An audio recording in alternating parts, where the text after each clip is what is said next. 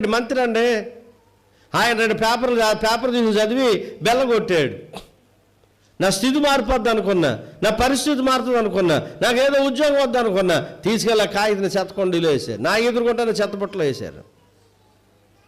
వెళ్ళిపోవయ్యా, నీకు ఉద్యోగం వద్దన్నా. నేను అడిగాను, ఏమయ్యా చెత్తబుట్టలో వేసిన కాగితం కలెక్టర్ దగ్గరికి వెళ్ళొద్దా? మంత్రి నీ జీవితాన్ని మార్చగలడా? ఎమ్మెల్యే నీ జీవితాన్ని మార్చగలడా? నేను తిరిగానండి పార్టీల్లో, నేను ఎమ్మెల్యే ఆ పార్టీలో తిరిగాను. ఆటో ఎక్కించి మైక్ ఏదైతే ఇలాంటి మైక్ నా చేతిలో పెట్టి ఊరంతా తిరగమనేవారు నన్ను. నా వాయిస్ బాగుంటుందని చెప్పి, ఆయన పేరు ఇప్పుడు నేను చెప్పదలుచుకోలేదులేండి, ఊరంతా తిరిగాను. సాయంత్రం కనీసం మంచినీళ్ళు తాగేవన్నాడు.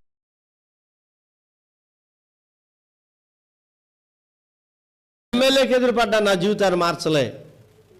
నా జీవితాన్ని ఎవరు మార్చలేదండి. పెద్ద వాళ్ళ దగ్గరికి వెళ్ళా, నా జీవితం మార్చలేదు ఎవరును. ఈ రాత్రి నువ్వు కూడా అనుకుంటున్నావేమో, నాకేంటి ఎమ్మెల్యే ఉన్నాడు, నేను మిస్డ్ కాల్ ఇస్తే అయినా చదువు, ఒకవేళ చేతితో చేయొచ్చు, నీ జీవితాన్ని వాళ్ళు ఏం బాగు చేయలేరు. ఒకవేళ అవసరమైతే ఓ లోన్ ఇప్పిస్తారేమో కానీ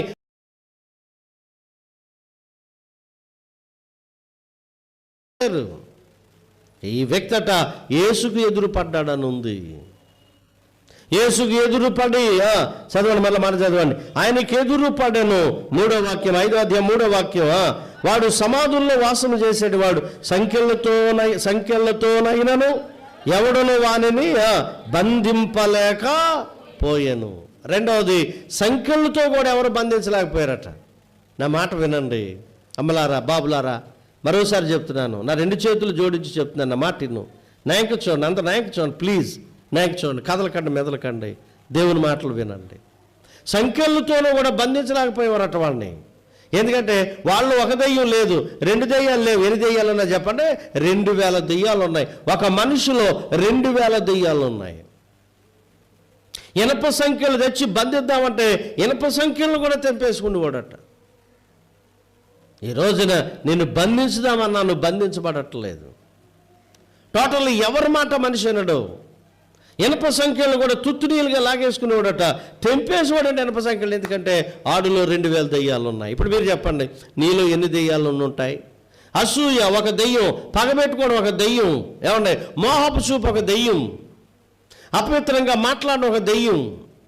అర్థమైందా? కొంతమంది నోటంట అపవిత్రమైన మాటలు వస్తాయి, అది కూడా ఒక దెయ్యం. సాయంత్రం 5 కళ్ళు కొట్టుకెళ్ళిపోతాడు, అదొక దెయ్యం. కొంతమందికి పెన్షన్లు వస్తున్నాయి కదా, 3000. అప్పుడు ఎవడో కుర్రగాడు ఉంటాడు అక్కడ, ఆడు శుభ్రంగా తాగేసి ఆ రోడ్డు చెల్లింపులు పడుకుంటాడు, ఆడికి తెలియదు ఆడిలో దెయ్యం ఉంది. ప్రార్థనకు వచ్చి నిద్రపోతాడో అదొక దెయ్యం. కొంతమంది ఎక్కడ కూర్చొని ఎక్కడో ఆలోచించుకుంటారో అదొక దెయ్యం. ఇలా ఆలోచించుకుంటూ పోతే వీళ్ళలో 2 దెయ్యాలు ఉన్నాయి, కానీ మనలో 4000 5000 దెయ్యాలు ఉంటాయి. ఆడికి ఉన్నాయి 2000. మన దెయ్యాలు లెక్క పెట్టుకుంటే చెప్పండి, మనలో 5000 10,000 ఉంటాయి. కొంతమంది ఆడవాళ్ళకి వాళ్ళ భర్త అంటే కుదరదు. ఆడి పేరు చెప్పక, నా పావులు చేతులు బాగుతాయి, వాళ్ళతో ఎందుకు చేసుకున్నాను కానీ నాకు ఆడి పేరు చెప్పక, నాకు కుదరదు, అదో దెయ్యం. భర్తను ప్రేమించిన దెయ్యం, భార్యను ప్రేమించిన దెయ్యం. కొంతమంది ఇంట్లోనే ఉంటారు, డబ్బులు ఎట్టుకుపోతారు, అదో దెయ్యం. అది పెద్ద దెయ్యం, దొంగ దెయ్యం. అది ఆ భర్త జేబులో ఉన్న డబ్బులు ఎట్టుకెళ్ళిపోతాడు, పెద్ద దెయ్యం. తీసేమంటే నేను ఎందుకు తీస్తాను, అంత ధైర్యం ఉందా నాకు అంటది మలపైపోయి. నీ జేబులో చెయ్యి పెట్టి అంత ధైర్యం ఉందా, నువ్వు దేనికి ఇచ్చావో మళ్ళీ చిన్న డైలాగు వేస్తానమాట, ఏదో చల్లగా వచ్చినట్టు, నువ్వు దేనికి ఇచ్చావో ఎక్కడ ఇచ్చేసావో. మరి దెయ్యం కాకపోతే ఏంటి చెప్పండి? వేసిన తాళాలు వేసినట్టు ఉంటాయి, ఆ బీరువాలో డబ్బులు పోతుంటాయి, ఇదొక దెయ్యం. ఇక్కడ మీరు ఎవరో దెయ్యాలు పట్టిన వాళ్ళు ఎవరు లేరని చెప్పగలుగుతారా? ఆలోచించండి. ఈయన్ని ఎవరు బంధించలేకపోతున్నారట. సంఖ్యలతోనైనాను ఎవడనో టైం అయిపోతుంది, రండి 4వ వాక్యం చదువుదాం. పలుమారు వాళ్ళ కాళ్ళకు చేతులు సంఖ్యలు వేసి బంధించునను వాడు ఆ చేతు సంఖ్యలు తెంపి కాళ్ళ సంఖ్యలు తుత్తునీలుగా చేశాను గనుక ఎవడు వానిని సాధుపరచలేకపోయాడు. మీ సంగతి ఏంటో నాకు తెలియదు, నా సంగతి చెప్పుకుంటాను నేనండి. నన్ను ఎవరు మార్చలేకపోయేవారండి. నేను ఇంటర్మీడియట్ చదువుకునేటప్పుడు బ్రేక్ డ్యాన్స్ వేసేవాడిని. మీకు బ్రేక్ డ్యాన్స్ అంటే మీకు తెలియదేమో, ఒకవేళ ఏది ఎముకలు ఇరిగిపోయిన వాళ్ళలాగా సగం ఎముకలు ఇరిగిపోయిన వాళ్ళలాగా వేసేవాడు. అది పెద్ద బడాయి అప్పుడు, అది పెద్ద ట్రెండ్ అప్పుడు.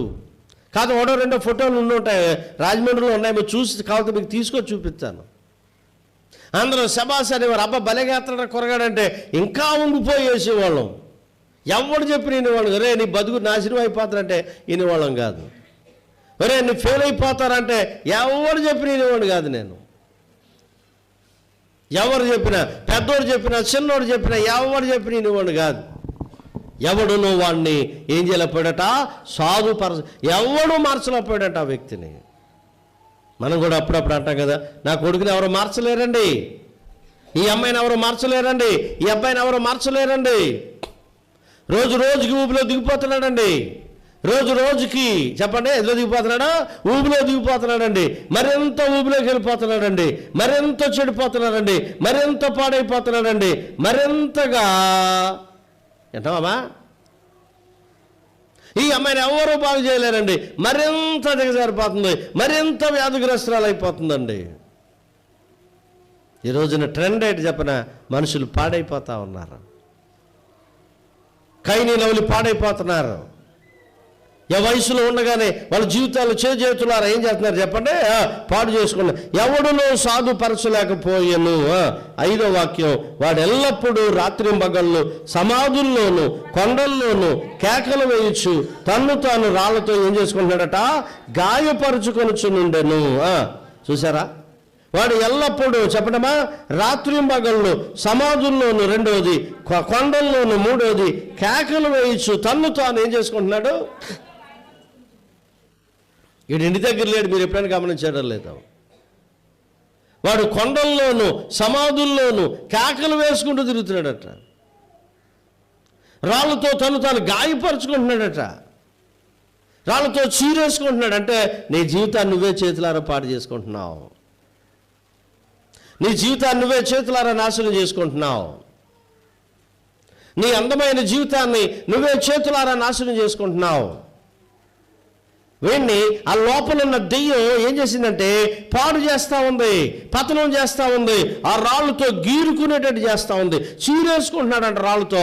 ఆ శరీరాన్ని ఆడే పాడు చేసుకుంటున్నాడు, ఆ సంగతి ఆడికి తెలియదు. తాగి నేను మంచి మాట్లాడుతున్నాను, సూపర్గా మాట్లాడుతున్నాను, భలే మాటలు మాట్లాడుతున్నాను, నా మాటలకు అందరూ ఆశ్చర్యపోతున్నారు, నా మాటలకు అందరూ నవ్వుకుంటున్నారు, నా మాటలకు అందరూ విచిత్రంగా చూస్తున్నారు అనుకుంటున్నావా, కానీ అదే నీ జీవితాన్ని పాడు చేస్తుందనే సంగతి నీకు అర్థం అవ్వట్లేదు.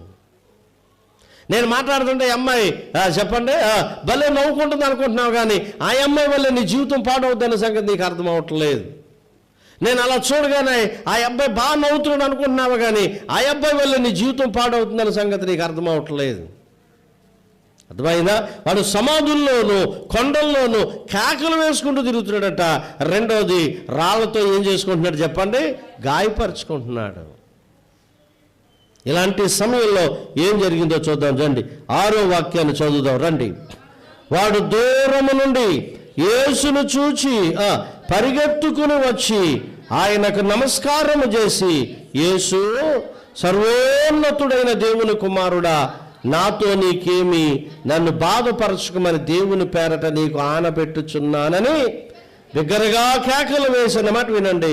యేసు సర్వోన్నతుడైన దేవుని కుమారుడా, వాడు దూరము నుండి యేసును చూశాడనుంది. నేను బాగుపడడానికి మొదటి కారణం చెప్తున్నాడు, వినండి జాగ్రత్తగా గట్టి చెప్పండి, హల్లెలూయా. మరోసారి చెప్తా, హల్లెలూయా.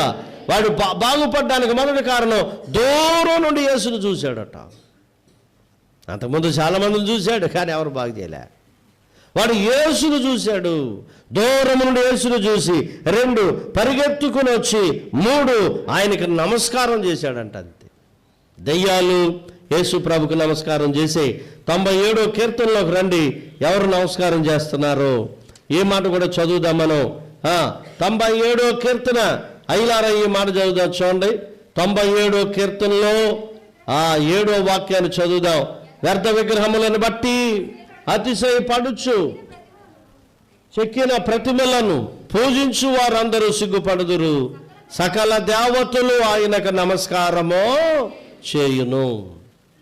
సకల దేవతల నుండి సకల దేవతలు ఆయనకి ఏం చేయాలట, నమస్కారం చేయాలి.